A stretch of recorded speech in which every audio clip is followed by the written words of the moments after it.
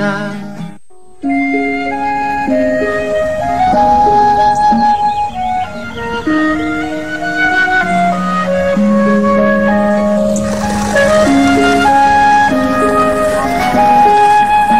Tak ada yang mengira jika di balik keceriaan dan senyum gembira anak-anak ini tersimpan beban dan tanggung jawab yang harus mereka pikul di atas pundaknya. Seperti Bagus dan Bagas, pasangan kembar yang tak terpisahkan ini harus merelakan waktu bermain mereka untuk mencari uang dan mengurus rumah. 5 tahun lalu sang ibu terpaksa meninggalkan mereka karena harus mencari nafkah untuk keluarga. Ayahnya yang seharusnya menjamin hidup dan masa depan mereka pun pergi tak berkabar hingga kini.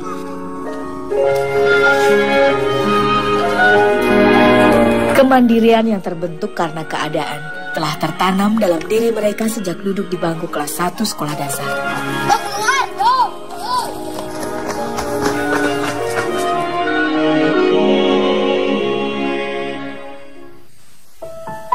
Setiap hari selepas menuntut ilmu di sekolah, si kembar mesti bergegas ke pabrik budidaya jamur yang terletak tak jauh dari rumah mereka. Beruntung, ada seorang tetangganya yang menawarkan kepada ibunya untuk bekerja di tempat budidaya jamur miliknya. Sri Mulyani, ibu si kembar pun menyambut baik tawaran itu. Sejak ia kembali dari Bandung, penghasilannya memang menjadi tak menentu. Kalau Bagus itu sejak 2 bulan yang lalu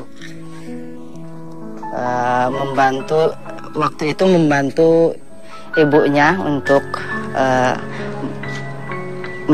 menjadi petani borongan.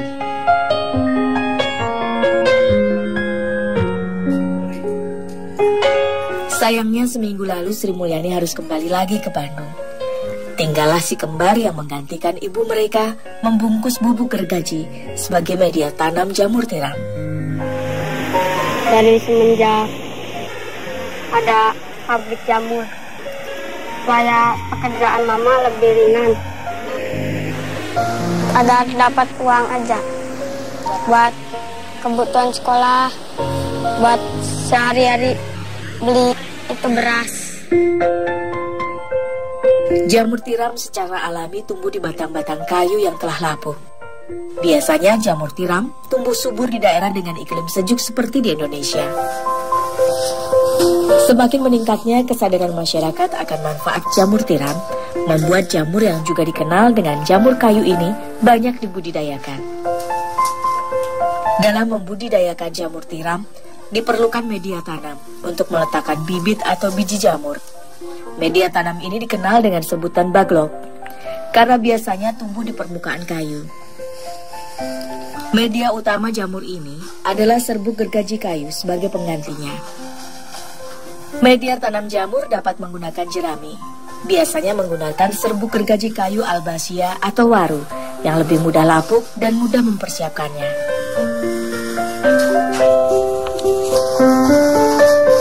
Selain serbuk gergaji, media tanam jamur ini memerlukan bagian tambahan seperti bekatul dan juga kapur serta air.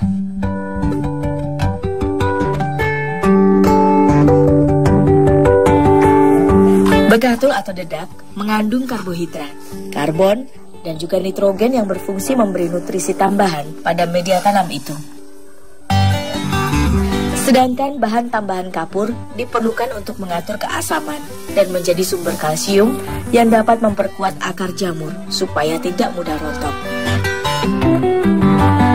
Pencampuran berbagai bahan untuk media tanam jamur ini masih dilakukan secara manual. Untuk menghindari rasa panas pada kulit, Tafrihan melarutkan kapur dengan air terlebih dulu.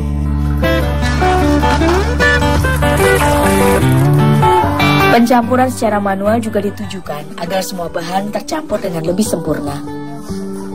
Sedangkan airnya berfungsi sebagai pembentuk kelembapan.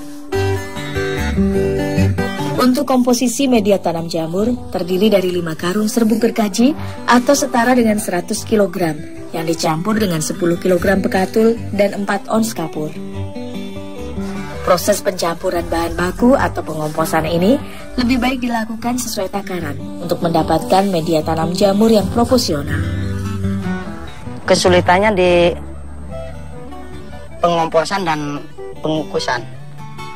Sebab dalam pengomposan kan kadar airnya itu harus terukur. Kalau pengukusan itu derajatnya harus stabil di 95 derajat selama 10 jam.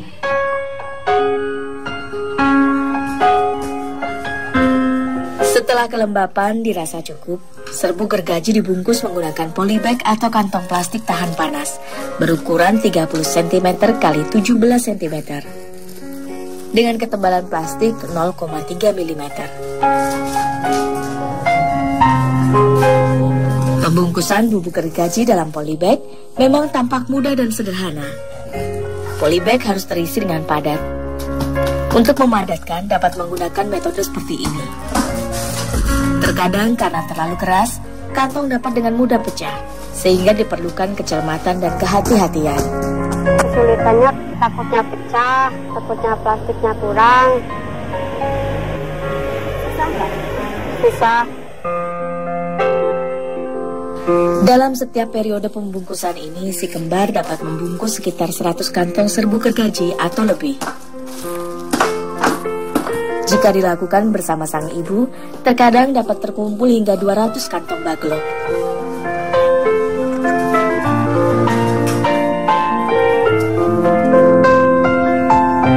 Tugas si kembar selanjutnya adalah membantu proses pasteurisasi atau pengukusan.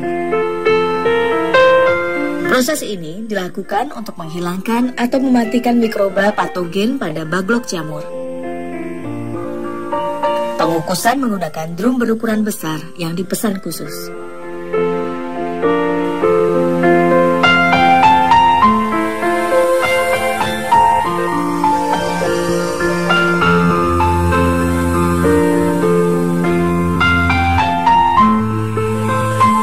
Prinsip kerja tungku ini sangat sederhana, seperti pengukusan pada nasi. Dengan mengalirkan uap yang dihasilkan oleh pembakaran dengan kayu bakar dengan suhu minimal 95 derajat Celcius selama kurang lebih 10 jam.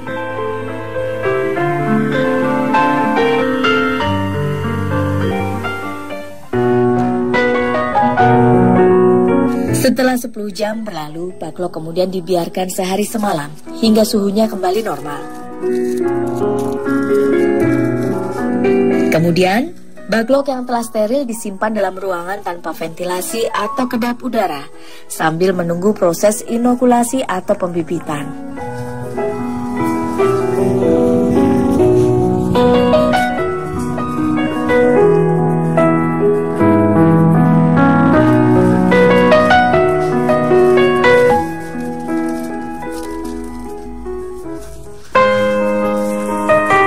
Proses pemindahan atau penanaman bibit ke dalam media tanam atau baglok memerlukan tahapan yang tidak sederhana. Karena dalam tahap ini semua media yang digunakan harus steril, agar selama proses berlangsung, baglok tidak terkontaminasi mikroorganisme yang merugikan. Sebelum beraktivitas, para pekerja harus menggunakan masker pelindung wajah dan tangan harus disterilkan menggunakan alkohol. Untuk memindahkan biji jamur digunakan alat berupa kawat yang sebelumnya telah dibersihkan menggunakan alkohol. Cara menanam jamur adalah dengan membuka tutup plastik. Kemudian ditekan bagian tengah untuk memberi rongga sehingga membentuk lubang pada tengah baglok. Dalam setiap baglok terdapat sekitar 5 buah bakal jamur atau biji. Kemudian, tutup kembali rongga dengan serbuk. Bagian atas kantong diberi ring dari plastik. Ring ini dapat dibuat dari paralon atau bambu. Ring kemudian ditutup menggunakan koran dan diikat dengan rapat menggunakan karet. Baglok yang telah berisi biji jamur kemudian disimpan dalam suhu ruang dalam ruangan tanpa ventilasi udara. Proses menunggu tumbuhnya bakal jamur atau miselium memerlukan waktu kurang lebih selama 40 hari hingga baglok berwarna putih. Kemudian Baglok siap dipindahkan ke rumah jamur atau yang biasa disebut dengan kumbung. Kumbung merupakan bangunan tempat media tanam jamur diletakkan selama masa produksi. Setelah dipindahkan ke dalam kumbung, keesokan harinya jamur telah dapat dipanen. Setelah panen pertama, Baglok memiliki masa produktif selama 4 bulan.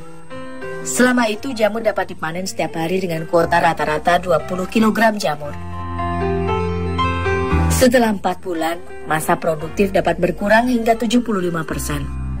Akan tetapi jamur masih dapat diproduksi hingga Baglok berumur 6 bulan. Perawatan tanaman jamur juga sangat mudah. Cukup dengan disiram dan disemprot air sehari 2 kali jika sedang musim kering. Namun jika musim penghujan cukup disemprot sekali dalam sehari. Setelah itu Baglok masih dapat dimanfaatkan sebagai pupuk tanaman.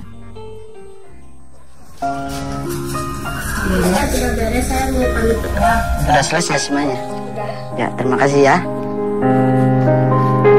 Hari ini si kembar mendapat upah Rp5.000, sebuah jumlah yang lumayan. Apalagi mereka termasuk jarang jajan karena lebih memilih menyimpan uang untuk keperluan sekolah.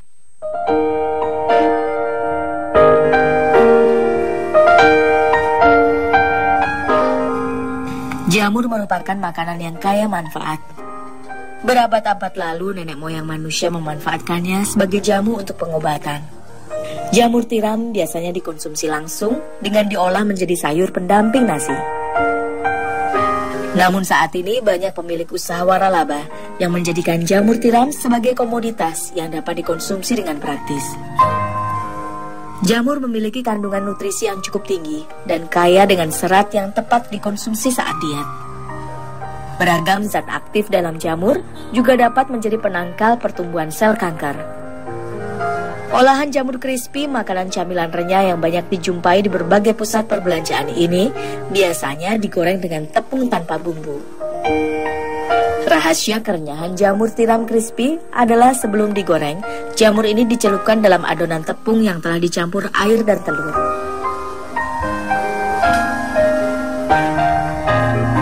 Kemudian dibalur dengan tepung kering sebelum digoreng dalam minyak panas selama kurang lebih 15 menit.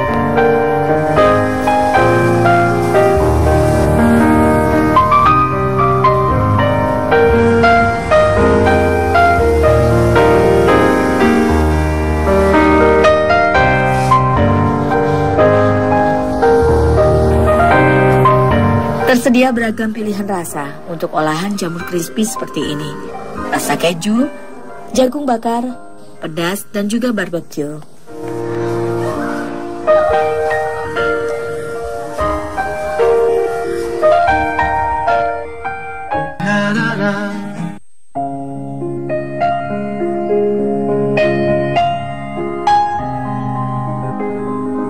Dua tahun terakhir, sang ibu memutuskan untuk tinggal bersama mereka kembali. Namun karena sebuah kebutuhan yang mendesak, Sri Mulyani terpaksa meninggalkan Bagas dan Bagus untuk menambah penghasilan dengan kembali ke Bandung. Meski masih tinggal menumpang di atas tanah milik orang lain, keluarga ini tak pernah berhenti mensyukuri karunia Tuhan. Tanahnya punya Ibu Karyo. Dulu Mama izin membuat rumah di situ, akhirnya diizinin selama sekarang sampai sekarang. Bagus masih tinggal di rumah itu. Bangunan seluas 6 kali 8 meter ini mereka rasakan cukup untuk sementara waktu. Biarpun terkadang gentingnya tak lagi tahan melaju derasnya air hujan.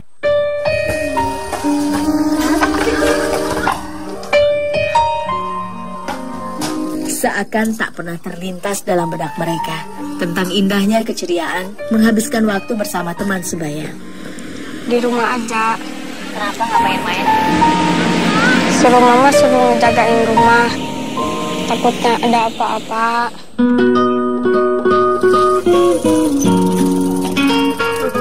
Di usia mereka yang baru 13 tahun, tak terlintas sedikit pun untuk memiliki sebuah mainan yang biasa didambakan bocah seusia mereka. Setiap hari untuk keperluan minum dan memasak, Bagas harus mengambil air dari sumber milik tetangga. Dari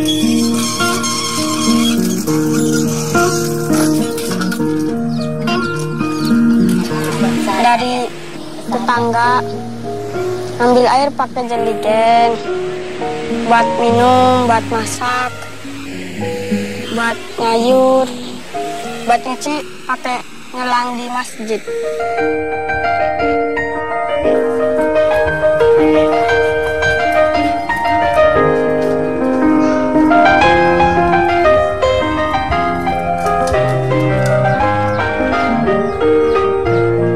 Sembari bersepeda dan mengambil air inilah waktu bermain mereka. Kadang secara bergantian, mereka mengayuh dan memegang jerigen. Jika diisi dengan air penuh, bobotnya akan sepadan dengan berat badan si kembar.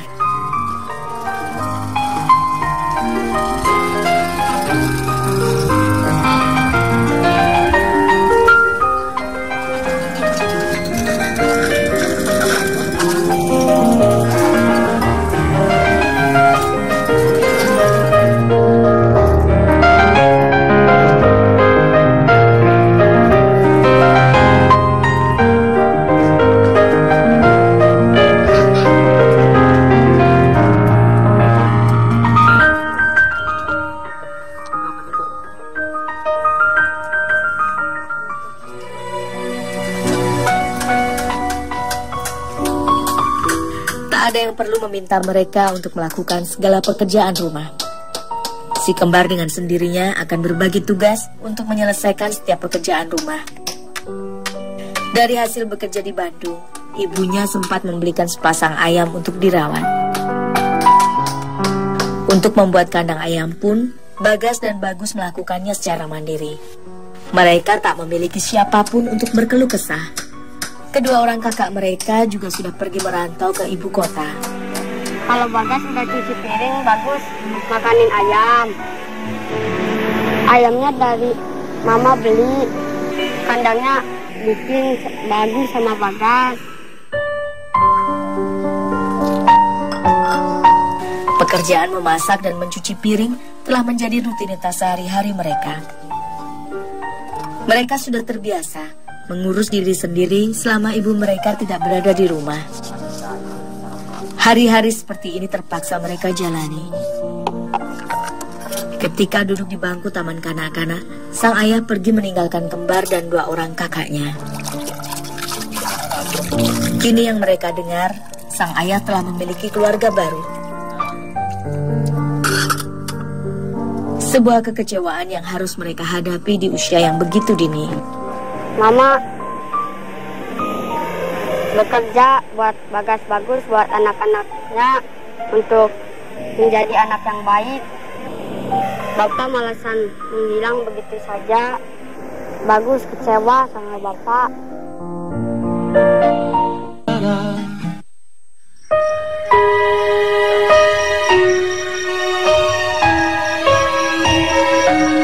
Sesungguhnya dalam hati kecil mereka tertanam harapan dan sebuah cita-cita mulia yang ingin mereka gapai kelak. Polisi supaya ada yang kecelakaan, Bagus bantu. Bawa ke rumah sakit.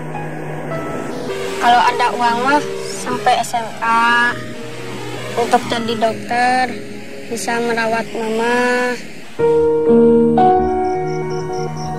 Namun terkadang sebuah cita-cita harus terbentur dilema dengan kondisi perekonomian yang hanya cukup untuk makan dan keperluan sehari-hari.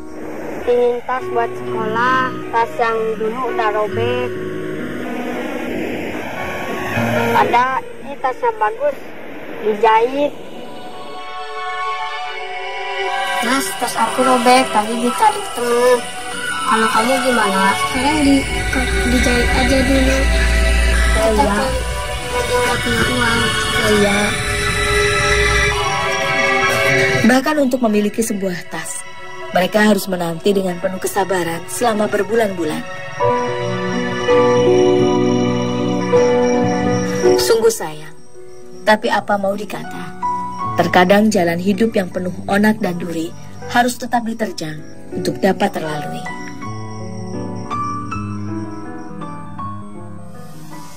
Lihatlah dan bukalah mata hatimu, melihatnya lemah terluka,